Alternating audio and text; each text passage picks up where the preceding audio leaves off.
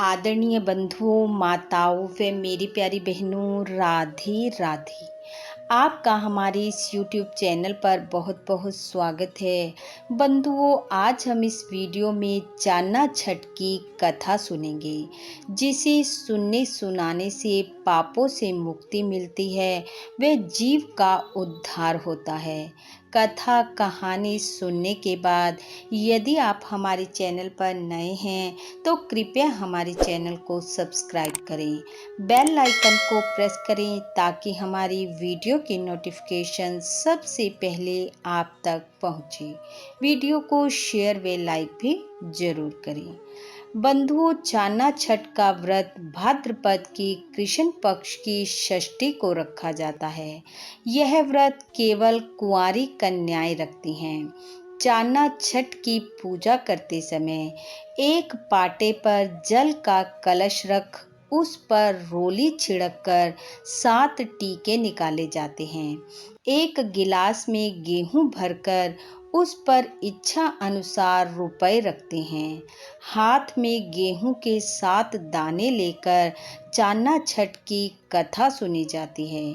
इसके पश्चात रात को चंद्रमा को अर्घ देते हैं। गिलास के गेहूं व रुपए ब्राह्मणी को दे दिए जाते हैं। चंद्रमा को अर्घ देने के पश्चात लड़कियां व्रत का पारण करती हैं। आइए अब सुनते हैं चान्ना छठ की कथा। कथा कहानी के अनुसार एक नगर में एक सेठ और सेठानी अपने बेटे बहू के साथ रहते थे।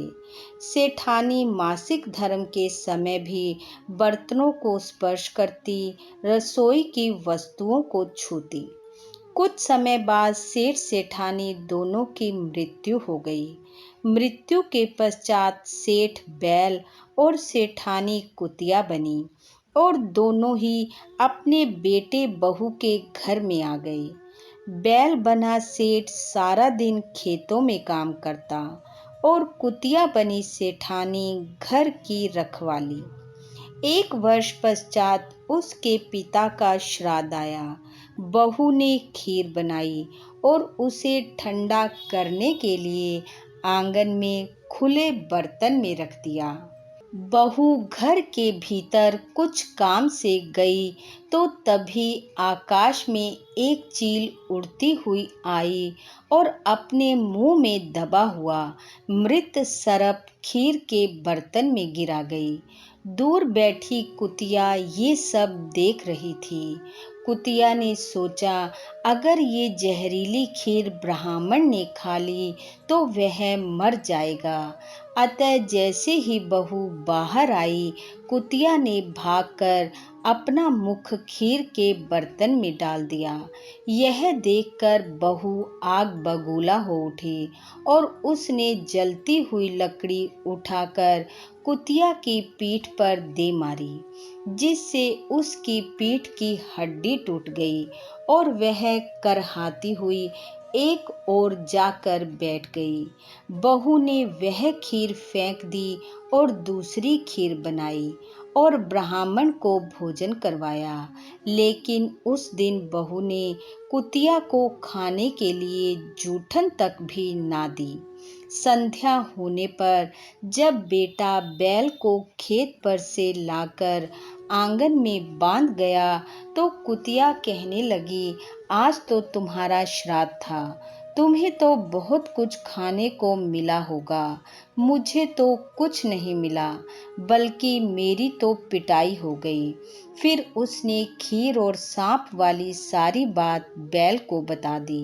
बैल ने कहा, आज तो मैं भी भूखा हूँ, कुछ खाने को नहीं मिला, बल्कि आज तो और दिनों की अपेक्षा अधिक काम किया है। कमरे में बैठे बेटा और बहू बैल तथा कुतिया की वार्तालाप सुन रहे थे। बेटे ने पंडितों को बुलाकर पूछा कि उसके माता पिता किस योनि में हैं। पंडितों ने बताया कि माता कुतिया योनि में और पिता बैल की योनि में तुम्हारे ही घर में हैं। बेटा सारा रहस्य जान चुका था उसने अपने माता पिता, जो कि बैल और कुतिया के रूप में थे, उनको भर पेट भोजन करवाया और फिर पंडितों से उनकी वर्तमान योनि से छूटने का उपाय पूछा।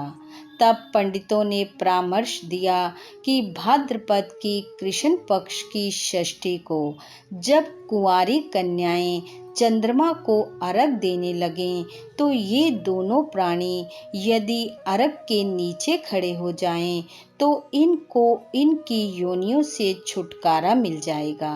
ब्राह्मणों ने बताया कि तुम्हारी माँ ऋतुकाल में सब बर्तन छूती थी, रसोई के वस्तुओं को स्पर्श करती थी, इसी कारण इसी दोष से इन्हें यह योनि मिली है। तब बेटा बहू ने आने वाली चांदना छठ पर वैसा ही किया जैसा पंडितों ने बताया था, जिससे उसके माता पिता कुतिया एवं बैल की योनि से छुटकारा पाकर दिव्य देह धारण कर स्वर्ग को चले गए। हे छठ माता, जैसी कृपा आपने सेठ सेठानी पर की, वैसी सब पर करना। इस कथा कहानी को सुनने वाले सुनाने वाले सब पर अपनी कृपा बरसाना। इन्हीं शुभकामनाओं के साथ आप सबका बहुत बहुत धन्यवाद। राधे राधे।